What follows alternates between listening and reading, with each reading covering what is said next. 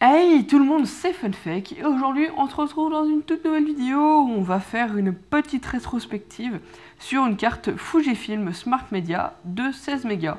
Alors ces cartes là étaient des cartes mémoire principalement utilisées dans la photo, dans les appareils photo, qui étaient plutôt grosses mais pas si volumineuses que ça par rapport à ce qu'elles pouvaient contenir à l'époque. Elles ont une quinzaine d'années environ. Et donc on va en parler un petit peu plus en détail, faire les petits tests de vitesse et voir un petit peu qu'est-ce qu'elle contenait. D'ailleurs cette carte je l'ai récupérée dans les tiroirs de mon père qui la gardait en fait, sans l'utiliser. D'ailleurs ça n'a plus vraiment d'utilité vu la capacité, mais voilà. Donc cette petite rétrospective est pour vous aujourd'hui, elle rentre parfaitement dans le cadre de ma chaîne qui est le but de vous proposer ce genre de contenu là. Vous pouvez aussi remarquer, vous allez plutôt remarquer que j'ai acheté enfin un trépied qui permettra de faire des vidéos plus stables, de meilleure qualité. Voilà, allez, je vous laisse sur la vidéo.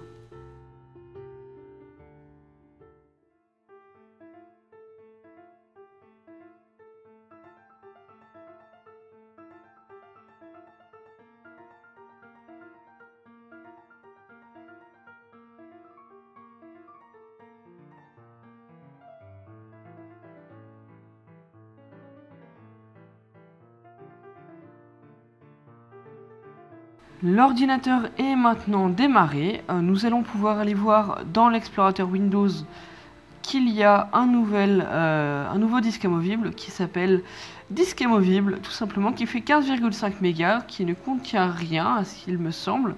Voilà, il appartenait à un appareil photo Fujifilm. Donc on est à 15,5 mégas, donc 32 octets utilisés, 32 kilooctets, je ne sais pas pourquoi. Peut-être pour la table de partition, mais ça m'étonnerait. On va faire un petit test avec un logiciel nommé HDTune qui permet de voir la puissance, la vitesse de nos disques et tout. Donc alors générique SM XD Picture. Donc SM et XD, Smart Media XD c'était la même chose. On lance le test et on est à pas mal, on est à 7 mégas.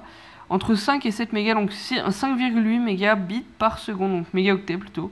Parce que si on était en mégabits ça serait plus bas. Donc 5,8 mégaoctets secondes, ce qui est très bien pour une carte de ce type-là, j'en attendais pas autant. Elle écrit à 6,7 mégaoctets secondes et à 1 milliseconde de latence.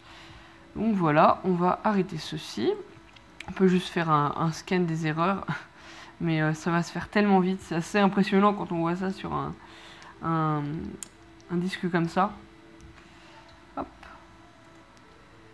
Voilà, c'est tout pour aujourd'hui sur cette rétrospective concernant cette carte Fujifilm Smart Media de 16 mégas. Si vous avez aimé cette vidéo, n'hésitez pas à lâcher un like, à vous abonner à la chaîne, ça me soutient, ça fait très plaisir. D'ailleurs, vous êtes de plus en plus à vous abonner à la chaîne et ça, vraiment, je l'adore. Et aussi à regarder des vidéos dessus. Donc, si vous avez des questions ou des demandes, n'hésitez pas à les mettre en commentaire, j'y répondrai sans souci. Vous pouvez aussi vous abonner sur Twitter. Mon Twitter c'est iFunfake, c'est tout dans la description. Je vous mets quelques liens vers des informations sur ces cartes mémoire là dans la description aussi. Voilà. Je vous souhaite une très bonne journée, une très bonne soirée. À la prochaine. Bye.